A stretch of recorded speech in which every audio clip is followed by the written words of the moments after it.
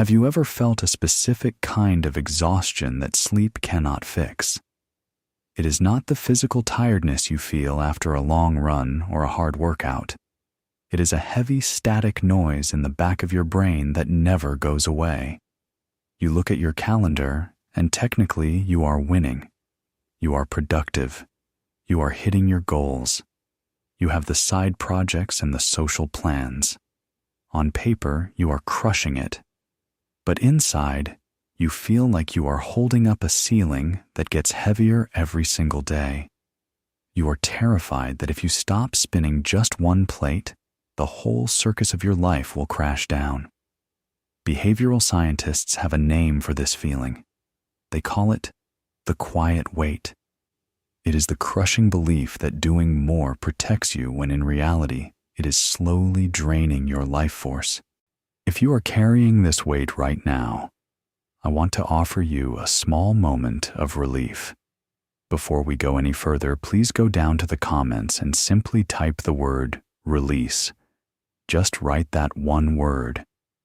Consider it your first physical action of setting this heavy burden down so we can look at it together. To understand why we trap ourselves in this exhaustion, we need to look at the story of a man named Arthur. Arthur was a man who tried to buy safety with busyness and almost lost everything in the process. Arthur was a landowner who seemed to have it all. He had fertile fields and a team of workers who respected him, but beneath his success lay a hidden anxiety. He was terrified of losing what he had built. When the river near his land began to run slow, Arthur panicked. He believed that more resources meant more safety. So he came up with a plan that sounded logical. Instead of digging one well, he decided to dig 3 wells at the same time. He thought, if one fails, the others will save me. Behavioral scientists call this the paradox of accumulation. We think adding more layers makes us bulletproof, but it often just makes us brittle. Arthur went all in. He spent a fortune on silver and tools. He ordered digging to start on the west side, the south side, and near the fruit trees. At first, the activity made him feel safe, but as the days passed, the soil remained dry. The holes got wider, but they did not get deeper. Arthur began to spiral. He ran from one well to another, constantly checking the workers. This is what we call context switching. Every time Arthur shifted his focus, his brain had to restart, costing him valuable energy. He was working harder than ever, but achieving nothing. If you see yourself in Arthur right now, running between tasks without results, please hit the like button. Let that be a signal that you are ready to stop running. At the height of his exhaustion, a traveler named Lazarus entered the valley.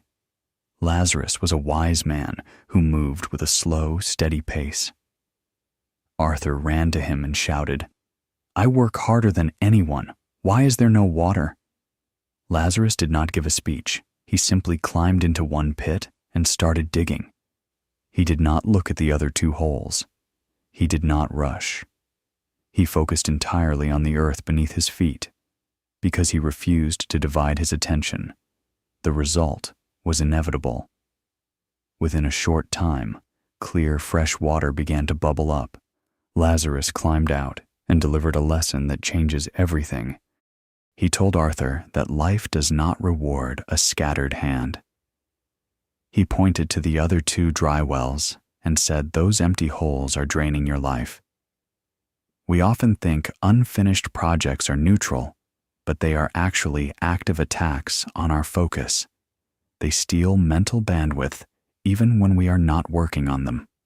Arthur realized his backup plans were actually the heavy weights dragging him down, so he made a radical decision.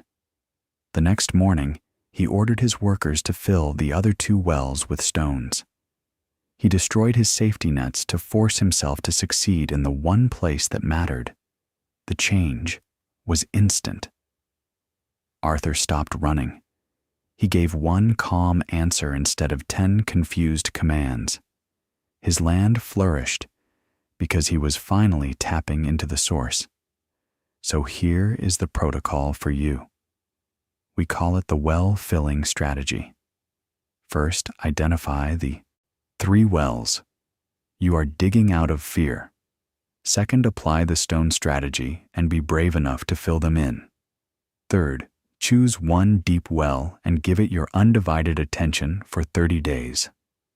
This sounds simple, but stopping is infinitely harder than starting. Our culture rewards the hustle and the person who sleeps 4 hours a night. To look at a project and say, "I am filling this with stones," feels like a failure. It feels like quitting. But Arthur realized that quitting the non-essentials was the only way to win at the essential. He redefined security. He realized safety is not about accumulation. It is about mastery. It is about knowing you have one source you can rely on because you have gone deep enough to tap into it. We often run in many directions, hoping for peace. We have a fear of missing out. So we say yes to everything. We end up with a yard full of shallow holes, and we remain thirsty. That is the tragedy of the modern worker. We are working ourselves to death, but we are spiritually and professionally dehydrated. The lesson from the valley is clear. One path that is fully focused will bring more true success than 10 paths that are never finished. So let the goals that are not necessary simply fall away. Your days will feel lighter, and your mind will become sharper. Now I want you to make a commitment. Do not just close this video and go back to digging shallow holes.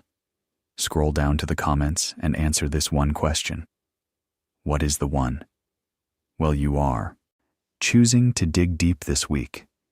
Is it your health, your writing, or your family? Write it down. Let the community witness your focus, because writing it down is the first step of digging.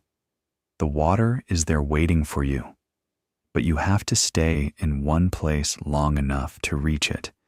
Go find your shovel, dig deep, and I will see you in the next story.